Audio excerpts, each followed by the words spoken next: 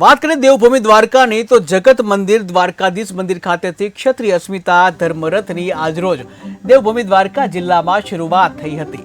જે રથ દ્વારકા જિલ્લા તેમજ જામનગરના તમામ ગામોમાં ફરશે અને નારી શક્તિ અસ્મિતાના મુદ્દે ક્ષત્રિય સમાજ ભાજપનો વિરોધ કરશે અને આવનાર ચૂંટણીમાં ભાજપ વિરોધી મતદાન કરવા ક્ષત્રિય સમાજ દ્વારા જે તમામ લોકોને અપીલ કરવામાં આવશે।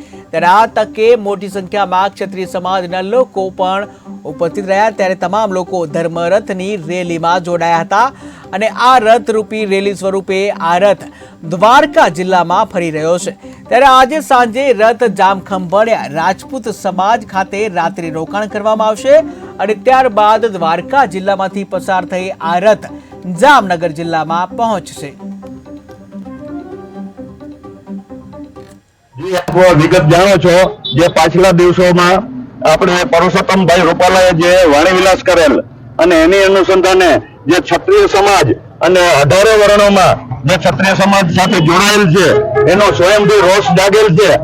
એ જે સતત સરકારને રજૂઆત કરી, આટલી રેલીઓ કાઢી, એટલું કર્યું પણ સરકારના કાને એ વાત પહોંચી એવું મને નથી લાગતું।